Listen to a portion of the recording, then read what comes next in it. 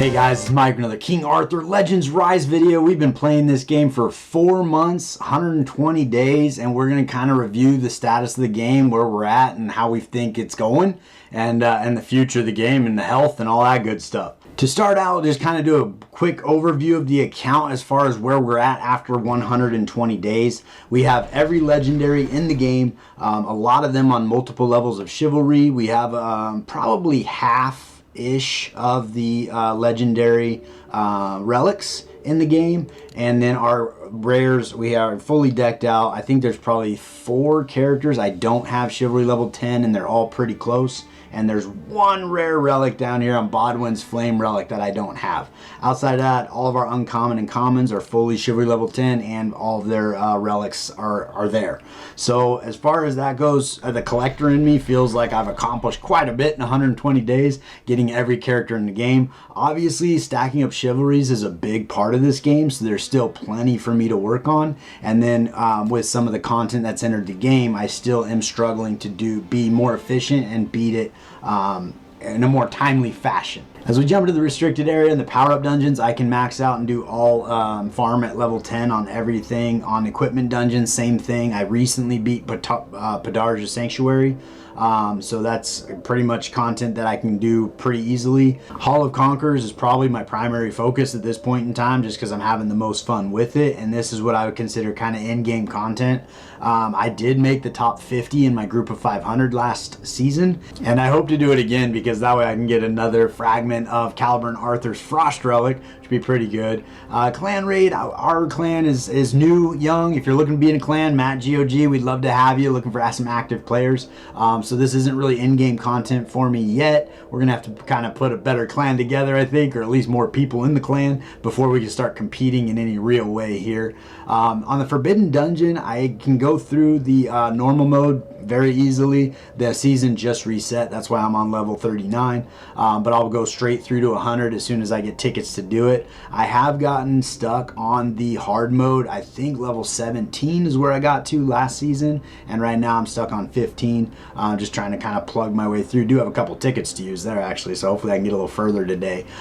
So I will say this is also in-game content, trying to get through there. In the favorite dungeons, I haven't really spent a lot of time in here. I think there's 2 dungeons I've actually beat stage 10. Everything else I'm farming at stage 9, so that seems to be pretty good. And then Sealed Temples, pretty easy content. You finish that up pretty early. So to do a brief recap of that, basically as far as in-game content is concerned, we got Hall of Conquerors over here and Forbidden Dungeon Hard. So those are kind of the 2 areas that I am currently struggling to get better and better. Outside of that, the collector in me wants to get every legendary chivalry level 10. Currently I don't have any. Anya here at chivalry level 8 and Nika at chivalry level 8 are my closest. I got Morgan back here at chivalry level 7, and then some trickling chivalries along the way here, but they are stacking up. So you know, I'm getting there slowly but surely, but a lot of legendaries I'm not really even using in the game right now. Although that is one thing with Hall of Conquerors coming into the game that actually has forced me to use 12 independent champions and build 12 gear sets and try to achieve different results for each of the boss mechanics. So it has actually really made me widen and deepen my bench, so that I do have a much stronger team overall. So that being said, we're coming on the heels of a new raid up banner of a repeat champion in Vivian. They did give her a buff in the game, which is actually pretty cool. And the update before this was a monster update where we got a lot of quality of life stuff and just some betterment of the game all around, plus some new content with the Hall of Conquerors. We got the wish list. We got a great champion in Camelot and Arthur. So it was a really good update on the last one. Obviously that was 2 weeks ago. Now we're 2 weeks later getting a repeat champion in Vivian, which I don't think is the end of the world, but there's some concerns there that we'll talk about in a minute. I do feel like Netmarble continues to be more and more generous with all the things. First, they went from a 50-50 on your rate up summons being the champion you want it to be, going straight to 100. Now they've added a wish list in where when you pull legendary from special summons, you're guaranteed to get one of these 4 champions. They also added the same thing for the relics, where you can pick and choose the... I need to get rid of Anya in here. I actually went and bought her flame relic, so we'll probably let's get her out of there, and we'll go back into Bryn and grab grab his flame relic because that'd be pretty cool to get that one. But it's a really cool quality of life thing, but honestly it's very generous in the game, and the game doesn't have a lot of things you're trying to work on and collect. So the faster players are getting these items, the shorter their longevity in the game is going to be, because the sooner they get to maxing out or even close to maxing out their account, the less they're going to want to play, unless there's content that's challenging them. When you get into these wish lists, you could really stack up the chivalries on the specific champions you want, and once you have those guys dialed in, you may be less and less inclined to max out a Gilroy or a some of the champions that are less used. So that's kind of a thing where it's awesome as from a player standpoint, but it kind of is a little bit it's a double-edged sword, because at the end of the day it is going to cut into the longevity of the game. You're taking away a lot of RNG, which is what these games are all about, is fighting that RNG and trying to get lucky and get that character that you really want on the account, maxing them out. And the faster and easier they make that process, like, it is very player friendly, but at the same time it makes it less challenging and it takes less time. They continue to do the updates every 2 weeks. I mean, we get new events and stuff come in every week, but the actual rate up summons and the banners change out every 2 weeks. The struggle I have with that is with the limited quantity of characters in this game. I went back through all my previous videos. I actually pulled my legendary characters on video. I don't do any summons outside of video, which is half the reason I'm making videos most of the time, is like, I want to pull so I can make a video. But the thing with that is, from the time Caliber and Arthur launched to the time he left, I summoned 10 legendary characters. So if you put that in perspective, essentially that's an entire chivalry maxed out on a legendary character in the same amount of time they brought in one character. So now we have 2 weeks where they didn't bring in another character. Assuming I maintain the same 10 that I pulled last time, I am gaining fast on the end game, where I will have all the characters maxed out. And then you get to a point where you're starting to stack up resources and so forth. Now, on those legendary characters, that doesn't count any characters I bought inside the shard shop, which I think I bought 1 or 2, so that would be 12. It also doesn't count any of the mastery memory stones that I've accumulated that would increase chivalries there. And now we have the new rudiment selector chest that also do the same thing. So there's a lot of ways that I'm accruing chivalries much faster than characters are coming into the game. So in a game like this, these guys down here, I got 47s. I got half of another legendary character there. I did notice they're giving away these ones that aren't selectors. They're actually just random, which is kind of unfortunate, because if you happen to pull somebody that you already have chivalry level 10, I really don't know what you're gonna do with those. Maybe you'll be able to sell them in for something at some point and do something cool. But as far as these guys, you actually get to select the champion you want those on. So that's kind of nice. But kind of coming back to that process, where it's like, for the next 2 weeks, I'm going to be pulling more and more legendary champions and getting more and more chivalries without there being more champions for me to pull. So I do think long term, if you're starting the game now, you can absolutely gain on the total, the total players in the game, total champions in the game really quickly in a pretty dramatic way. Now, I've spent $155 on the game in 4 months, which is by no means a lot of money. These games are designed for people to be able to spend hundreds, if not thousands of dollars on this game every single month and not be able to finish it, not be able to have every champion. They want to have more and more things to purchase. But the more and more life changes they're making in the game, the less and less people are feeling like they need to buy anything, because you can accumulate so much for free, and they're making it so free to play friendly, which I think could be a long-term strategy that they're implementing, because you really need a good ecosystem of free to play players in the game for the whales to want to come and compete. So you're going to need a pretty big player base before you can really start maximizing some of those dollars that you can get from the whale characters, because they want to have people to play against to show off all their new shiny toys. And unfortunately, if there's no free-to-play players in the game, it's going to be, the whales are going to kind of move on to something more interesting. But the struggle right now and what's going on in the game is there's just nothing for the whales to purchase. There's nothing that's going to be super engaging. That being said, the latest update they did with the Hall of Conquerors, this is exactly what I've been talking about for a long time, where they actually made an item, and it's to the best of my knowledge, you can only achieve Caliburn Arthur's Frost Relic from beating, getting in the top 50 in your 500 that you're teamed up against in each season. So every week you have the opportunity between 1 and 5. You only get 5 if you score first place, which is obviously going to be pretty hard. Even getting in the top 10 is probably going to be pretty hard. So most people are probably going to be fighting this for at least 10, if not maybe 5 weeks. In order to get this relic on their account. So this to me is amazing in-game content, in the sense that if you have that collector and that whale that wants to come and play your game, they can't buy this, they can't get it any other way, they have to come in here and compete in this space, and it makes them build out 12 champions to be able to hopefully get first place if they're a true whale and in-game. But even getting in the top 10 or top 50, it gives them something to do for several weeks to accomplish one goal. And those are the kind of things you need in the game that are going to keep the whales coming back. Unfortunately, this is one item. You kind of need more than just the one thing going on, but this is a great start, and I was really pleased with the update as it came out. I do think it adds a lot to the longevity of King Arthur. The other thing that they do, that they've done from day one, is they limit you on the sealed temple as far as how many books and how many talismans you can really get on your account. Every day you get to run this battle 6 times and you get what you get. I go back and forth on this because I really would like to be able to farm in here a little more and get more books and more talismans on the account and start working through some of the skill ups and that kind of thing. But this is a great way to kind of push back the progress and make it take a little longer to go for incremental gains instead of like beating everything all at the same time. So I think it's a smart move that they only have this at 6. I would like to see it jump up to maybe 12 or something like that, just so we could stack these resources up a little faster. But that being said, and I'm speaking out of both sides of my mouth, because on one side I've said you're getting everything too fast, and here I'm not getting it fast enough and I'm complaining about it.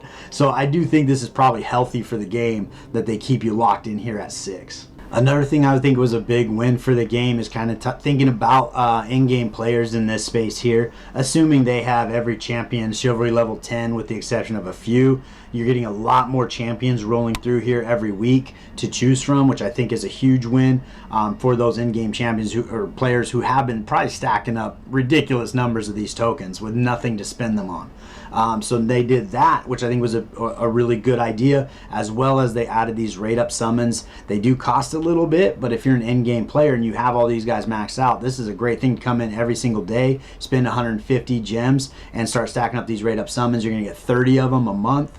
Again, it's going to kind of steer them away from buying these because it'll be less and less necessary for them to buy them if they can accumulate them here. But it's going to be something for them to be spending this resource on. And also these legendary mastery memory stones is another great way for them to spend some of these tokens on things that they're actually going to use.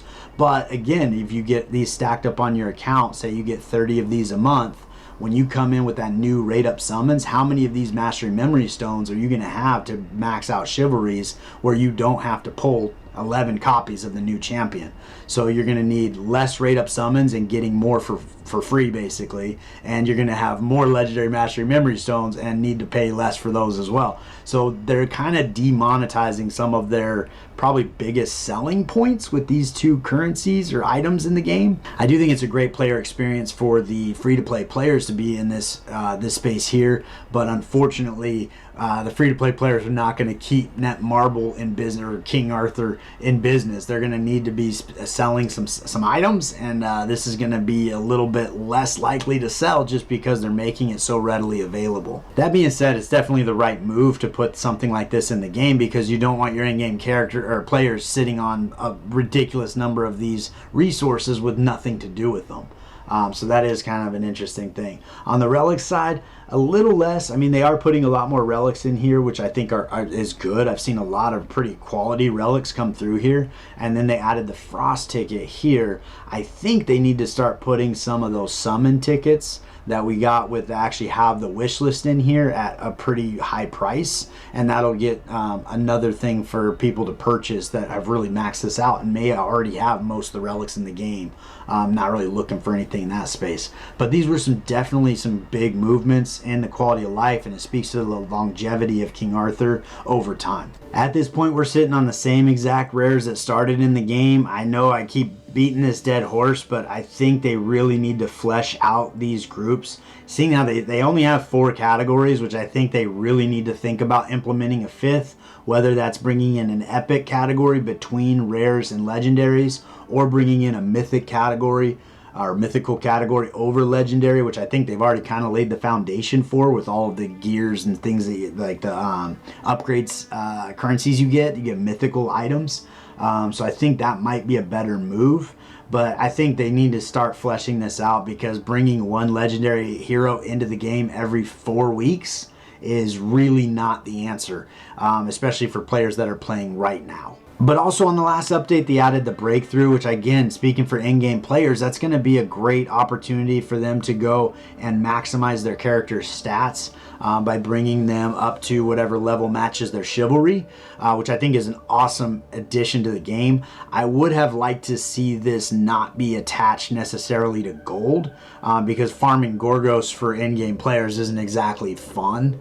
It would have been cool if there was a different currency and maybe a different dungeon that you could go to actually get like breakthrough tokens that you could spend on the champions. That'd be a little more engaging and a little more challenging for in-game players than just running Gorgos 100 times, which, you know, you just put on auto and walk away. But I think the struggle here is the winning formula is you need to be moving the finish line away faster than people can gain on it, or at least as fast.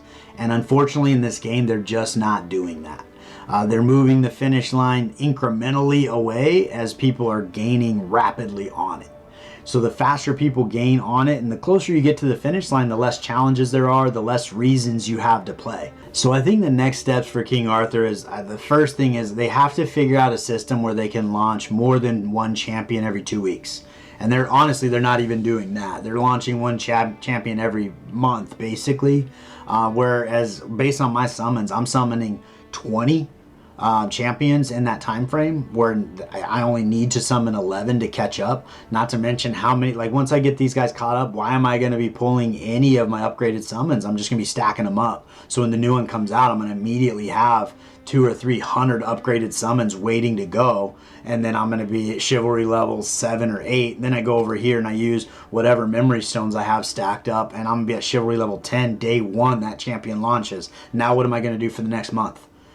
I'm going to stack up more resources for the next one.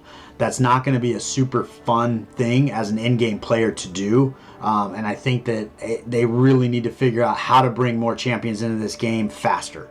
That being said, I think there are some ways they could definitely increase the challenge of the game that would not be super difficult and would be pretty engaging. Like, for example, we go over here into the power-up dungeons, and we go to boss level 15 or 20 on Plane of Beasts, where you get better rewards, more efficient use of your stamina. Same thing, Burning Land all the way through. They all go to boss hard mode or something like that, where maybe you get more gold plus better drops. Stuff that would speak to an in-game player, but make it challenging. Like Still Flaying Pinvid, he's pretty tough. You know, you bring a version of, maybe a hard Pinvid, maybe not Steel Flank, maybe a different version, or you bring him in there. I mean, whatever is easy to code and put out there, but you start bringing harder levels into these things, and all of a sudden we're going to have something to work on, that we're not just kind of resting on our laurels going, hey, if I want to come in here and farm stage 10, I just come in and farm stage 10. And then you could get better drops where you could get, multiple legendary items or new currencies. For example, if you had that new currency to do the breakthrough, that would be a great opportunity for you to have something challenging that a new player is not really going to be able to do, but it's something that you could kind of work on. Same thing with the equipment dungeons. You can come in with a hard mode here. You could put in a place where we could farm vigor gear. You could do a couple different things here. There is not a great place to farm material to do the forge. I think that moving into hard mode and getting the forge materials that you need, like, I mean, I play the game every day. I go through all my daily rewards, and I think I can farm 1 or 2 pieces of 6-star gear every couple days. And it's like, that's this thing that's going to really move my account along. I should be able to farm this. If I want to go spend 5, 6, 700 stamina, I should be able to go do that and farm and get materials where I could start actually trying to get good pieces of gear. Because the other thing when you're in here is if you're going with any of these 3 guys, you can get flat stats on these, and that piece of gear is trash. Or because you're doing 5 or 6-star gear, you finally get the effect accuracy you're hoping for, but it's 5 stars. It's trash, right? For an in-game player, they're not going to level up 5-star gear. So you have a lot of RNG in here where you're not going to get the piece you want every time. So that's going to be one way where you could keep an in-game player engaged to be like, okay, well, I'm going to come in here and I'm going to actually farm materials so I can go through and actually get good gear sets on some champions that are lacking. They've already said in the last patch update that they are looking to do is either one new boss or a new set of bosses for the Hall of Conquerors, which I think is going to be absolutely awesome. This is our 3rd season with these 3 bosses, and it sounds like on the 4th season it'll probably be the same. And then when we get the new rate up banner, it sounds like they're going to change out at least one, but we will be getting new content in this space. And I think this is going to be pretty engaging for in-game players. But I got to be honest, if you want in-game players to really engage with this, coming through here with the Frost Relic, probably not enough. You're probably going to need to, maybe the Storm Relic comes in here too, or maybe there's a character. I think that getting fragments, now that they got this system in place, if I get myself out of the way, where you can get 100 tokens for a champion, you could start putting something like this in there with a very specific, like Florentius and Sergius are not available anywhere in the game except for the clan shop. You could do the same thing with as a reward for Hall of Conquerors, where you can go through and get fragments of that champion. And that way, maybe you have to beat it several seasons in order to get that champion. You could do the same thing for the Forbidden Dungeon, where you maybe on each level of each 10th level of hard mode, or every 5 levels, you get one of those fragments of that champion. How many seasons are you gonna have to play hard mode to get that champion? Then you're putting one champion in the game. It's not super difficult to do one champion, but it'll be something that the in-game players have something to work on, a carrot that's in front of them that they can move forward and try to get. And if you did it here, and you did it over in Hall of Conquerors, and maybe you did it probably somewhere in this Royal Roadmap where you start getting into some of these late stage things that are very end game, and you start collecting it along the way, and then at the end of it you get a champion that you can't get anywhere else. And then somehow you figure out what, like maybe once you unlock them, then you can do chivalries on them or something along those lines. But those are the kind of things that are going to keep in-game players playing for the long haul, because there's long-term goals that they're working on every day, and it can't just be 1 or 2. It's got to be several places in the game that you're really working on different things, and so you kind of see incremental progress towards those things every single day, and you're getting closer and closer to each of them, which can be pretty rewarding. But all that being said, what's my experience? Where am I at? I am still really enjoying playing King Arthur. I think it is a fun game. I think it has a lot of merit. Like, I really enjoy getting into my account every day. I enjoy making the progress on all my chivalries. I really enjoyed the breakthrough event and trying to get a little more stats. I've recently been spending a lot of energy and effort on my 6-star gear. I will say that had I not purchased this with the 1,500 rubies that was available at the time, this would probably be more frustrating than fun, because I'd be super frustrated to spend a bunch of energy and effort on 4 and 5-star gear because I never have enough stuff to forge an entire gear set for my players.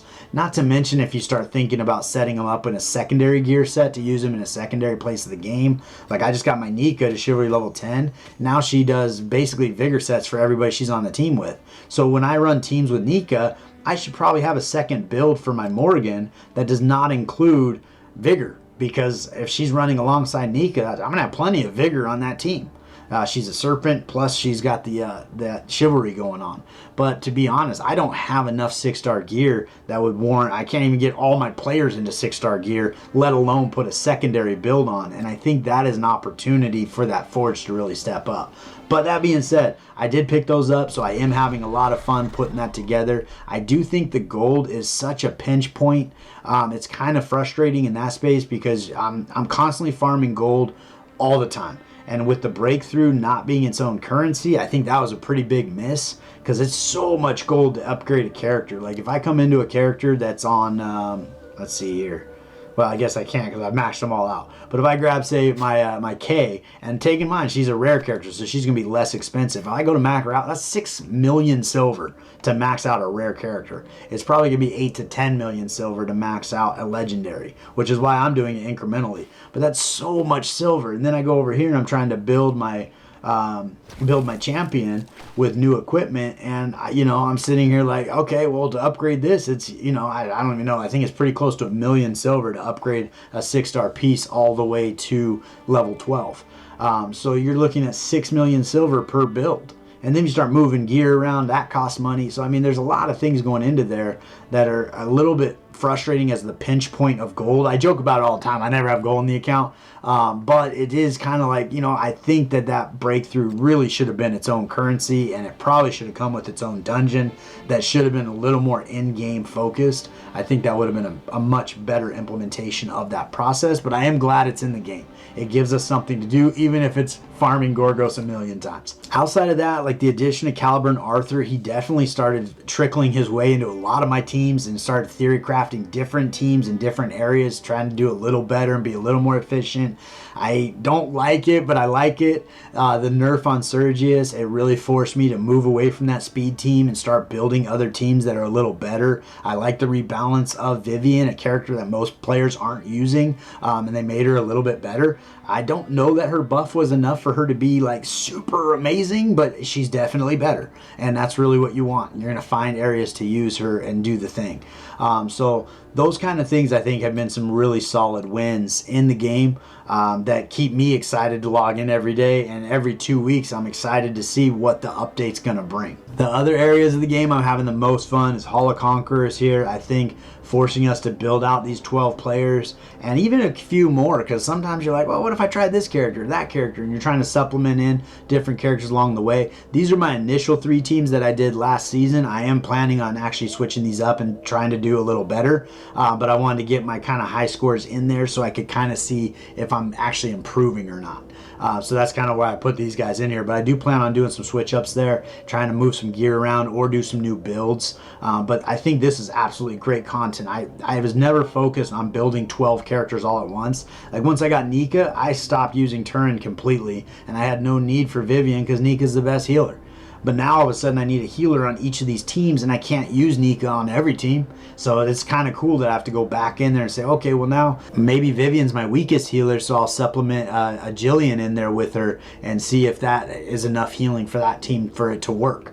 So there's other ways of kind of pushing on more damage dealers, more crowd control, all of the things where it's like, a lot of my great players, like right now, Merlin isn't in any of my teams. But to that being said, maybe a new boss comes out where freeze mechanic or AoE crowd control becomes super crucial, and all of a sudden Merlin is a monster and he's perfect for that. And I can start working towards building him. So I do think that this is really adding a lot of dynamic aspect to the game. I do think that the rewards are a little bit weak in the sense of 1 relic. I think we need to step that up, which is kind of dangerous too, because you don't want to remove the frost relic, because if you remove the frost relic before people get it, now it's like, okay, where else am I supposed to get these tokens?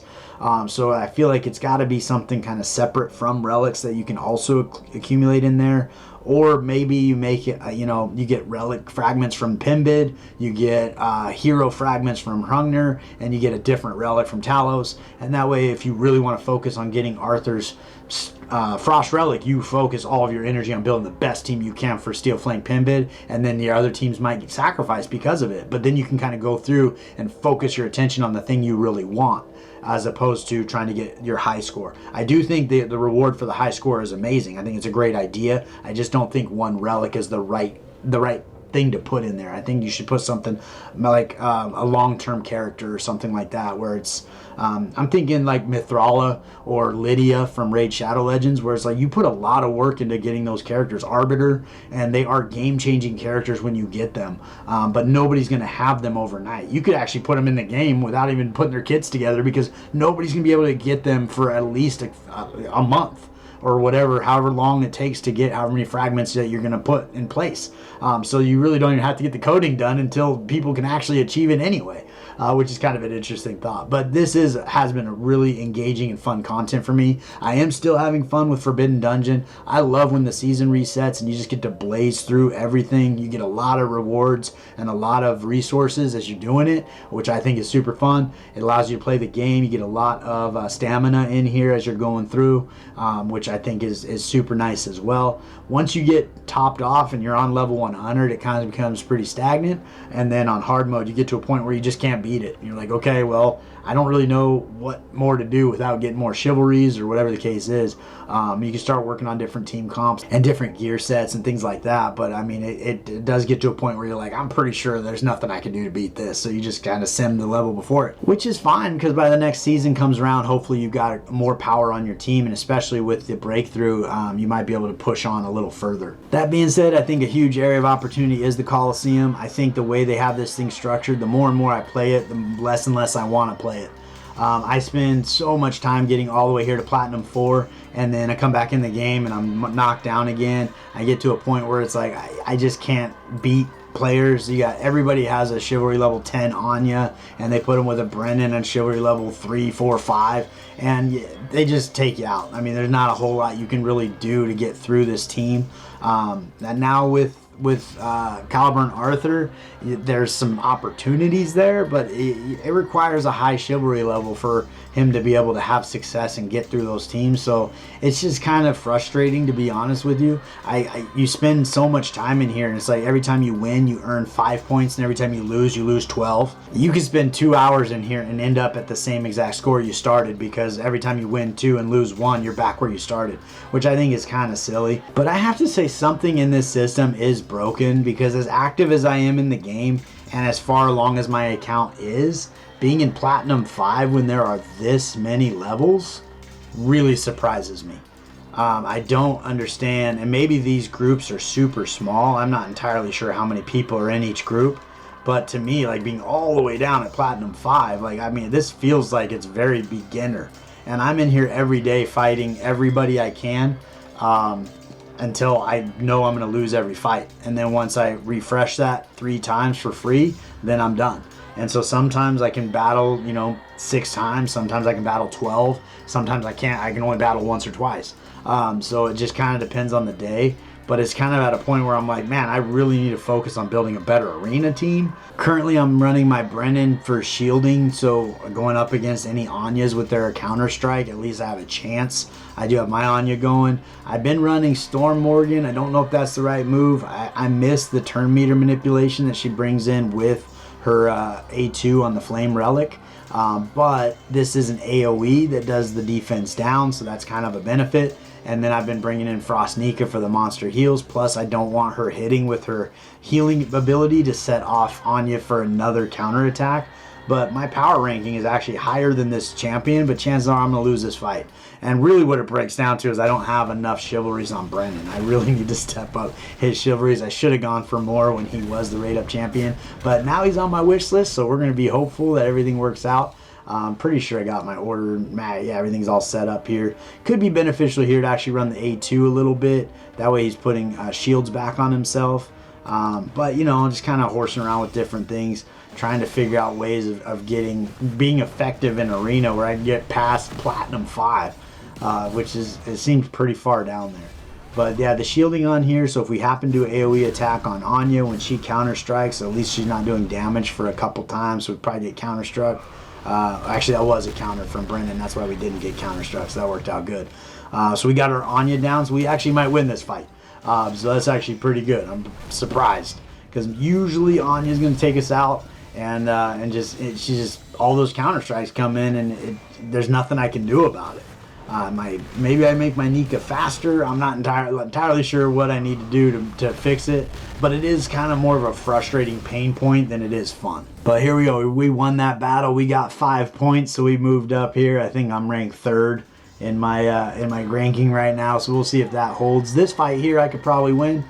With their powers as low as it is, their Anya's probably not hitting hard enough to take me out. So I'll probably keep on keeping on and see if I can get some more stuff going on in Arena, seeing I was able to get through that last 3. But before we sign off, we're going to go ahead and do some summons here, have a little fun. We got 4 of these guys that are basically useless, but they give us tokens for the shard shop, which is always a good thing. Still waiting for that rare relic on Bodwin, the flame relic there. Jumping over into Lake Avalon, I am 1 away from pity on the frost relic. Have not gotten one of those yet. We'll go ahead and grab this 10 pull on the flame relics there. We did get Anya's flame relic out of the shard shop, so I'm not really sure what I'd be hoping for if we happen to get a legendary, which we didn't. But right now we'd love to see Bodwin's flame relic come through here. That'd be pretty fun.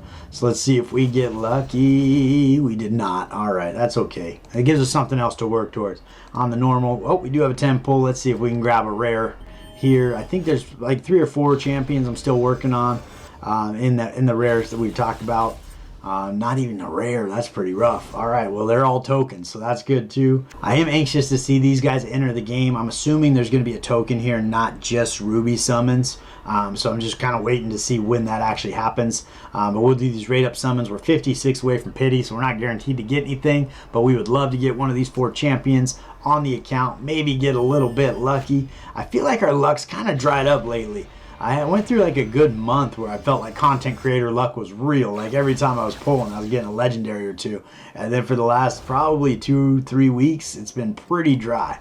So maybe it's time for it to turn around. So we got all those guys already maxed out. So those are all tokens for the account. That's not gold, but we might get one right after here. No. All right. Well, hey, next time. And so we got Rosier and a band there. They're all maxed out. So those are all tokens for the shop.